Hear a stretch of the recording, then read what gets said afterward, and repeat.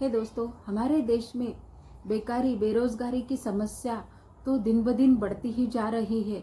जब मांग हो 1 करोड़ नौकरियों की और उपलब्ध हो रही है समझो 10 लाख नौकरियां, और यह गैप भरने की बजाय दिन ब दिन बढ़ता ही जा रहा है, तो बेकारी की परिस्थिति और बिकट होती जा रही है।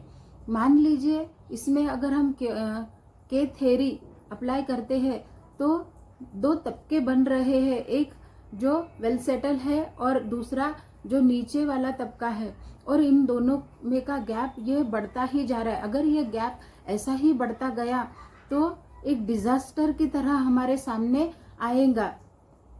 बेकारी अगर बढ़ती गई, लोगों की ज़रूरतें भी पूरी नहीं हो पाएंगी। हमारे देश में जो अनएम्प्लॉयमेंट दिखाई देता है वह ग्रामीण भागों में ग्रामीण बेकारी की तरह और मौसम की तरह जब वो बेकारी बढ़ती जाती है, बेरोजगारी बढ़ती जाती है, तो उसे छुपी बेरोजगारी कहते हैं। तो अगर यह बेरोजगारी दिन ब दिन ऐसी ही बढ़ती गई तो बहुत सी समस्याएं हमारी अर्थव्यवस्था के विकास के आड़े आ सकती है। और इसका एक कारण यह भी हो सकता है कि इससे गरीबी में भी ग्रोथ हो सकती है, क्योंकि लोगों के पास अगर जीने के लिए उपयुक्त सुविधाएं पूरी करने के लिए पैसा ही नहीं होगा, और पैसा किससे आएगा?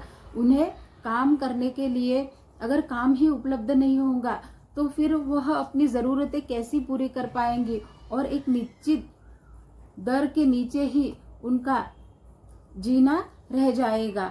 दूसरा है मानव संसाधनों का भी नुकसान होगा, क्योंकि लोगों के पास अगर पर्याप्त काम नहीं होगा तो उन्हें पेमेंट भी नहीं मिलेगी, उन्हें मजदूरी नहीं मिलेगी, उन्हें अपने काम का जो वो इजाफा चाहते हैं वो भी उन्हें नहीं मिलेगा, तो वो अपनी ज़रूरतें किस तरह से पूरी करेंगे। और इसका सबसे बड़ा खामियाजा हमारी अर्थव्यवस्था पर बेकारी की परिस्थिति है। जब तक हम पूरी तरह से नहीं उसका जवाब नहीं ढूंढेंगे तब तक हम विकास के सपने साकार नहीं कर सकते हैं।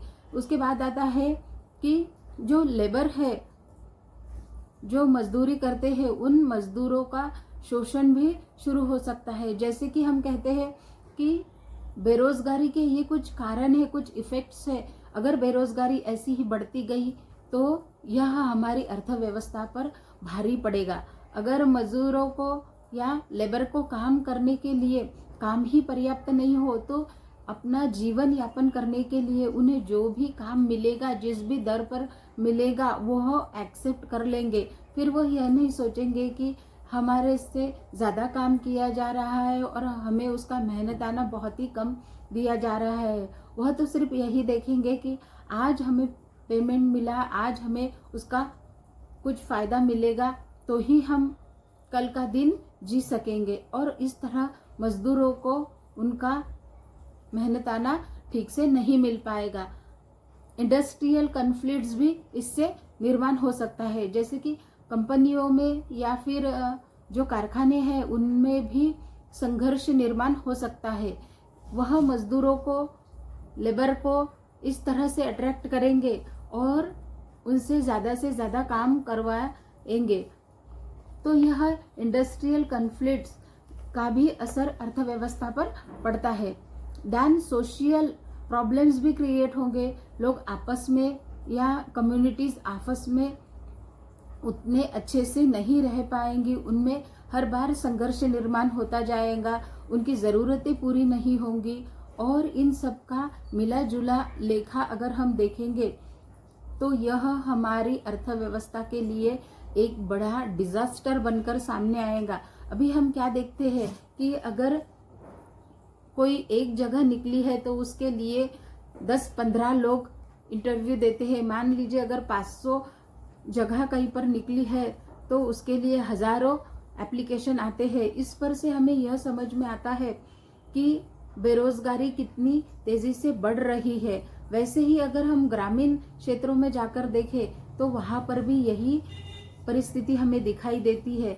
एक कालावधि होता है जहां पर उन्हें जो खेती बाड़ी के काम जिस मौसम में किए जाते हैं उस मौसम में तो उन्हें काम धंधा मिल जाता है, लेकिन जब उन्हें काम नहीं मिलता तो वो शहरों की तरफ दौड़ते हैं कि हमें कुछ काम मिलेगा। और उनके घर में के जो बुजुर्ग लोग रहते हैं वो वहाँ पर रहते हैं ग्रामीण इलाकों में और उनके बच्चे संभालते हैं, और वो लोग शहरों में, बड़े शहरों में काम ढूंढने के लिए निकल पड़ते हैं। तो 2-4 महीने वो वहीं पर काम करते हैं, कुछ पैसा कमाते हैं और कहीं रास्तों पर या कहीं झुग्गी झोपड़ियाँ बांधकर वह अपना डेली का लाइफ जीते हैं। और फिर 4-5 महीने वहाँ पर रहते हैं, फिर वापस अगर मौसम उनके खेती बाड़ी का आ गया तो वो वहाँ से निकलकर अपने गांव चले जाते हैं। तो दोस्तों, जितने समय वह शहरों में रहते हैं उतने समय में वहाँ पर भी बहुत सी समस्याएं निर्माण हो जाती है।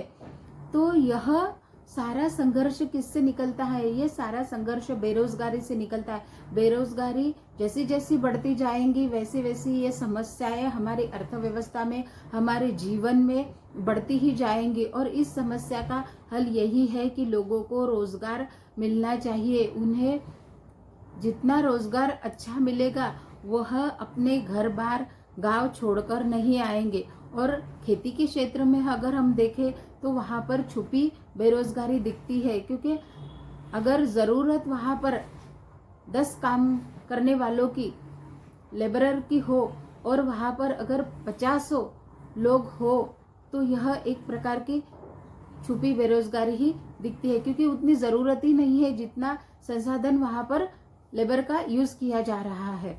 तो यह भी एक प्रकार की हमारे अर्थव्यवस्था पर इफेक्ट डालने वाली बात होती है। और सारा मिला जुला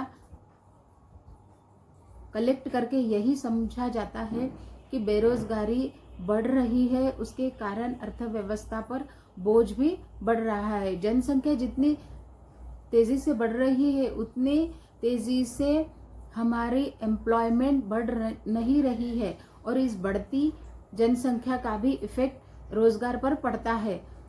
हाथ बढ़ गए हैं काम करने के लिए लेकिन काम ही नहीं मिल रहा है, तो उसका इफेक्ट भी अर्थव्यवस्था पर पड़ता है, क्योंकि खाने वाले बढ़ रहे हैं लेकिन उन हाथों को काम नहीं मिल रहा है, तो उसका बोझा भी डायरेक्टली नहीं लेकिन इनडायरेक्टली अर्थव्यवस्था पर पड़ता ही रहता है। तो बेरोजगारी यह समस्या एक भयानक राक्षस की तरह हमारी अर्थव्यवस्था पर मंडरा रही है। हमारे पास संसाधन है, लेबरर है, काम करने के लिए मानव संसाधन है, लेकिन उसका सही से उपयोग करने के लिए हमारी योजनाएं कम पड़ रही है। काम करने वाले तो बहुत है लेकिन उन्हें उनके क्वालिटी के हिसाब से, क्षमता के हिसाब से काम भी मिलना चाहिए। तभी इस हमारे पास हुई मानव की हुई संसाधन की जो शक्ति है उस शक्ति का सही से इस्तेमाल होगा, तो हमारी अर्थव्यवस्था भी जापान और चीन की तरह अग्रेसिवली आगे बढ़ती जाएंगी। और इसका सही से उपयोग किया जाए तो यह हमारे लिए एक वरदान की तरह साबित होंगी।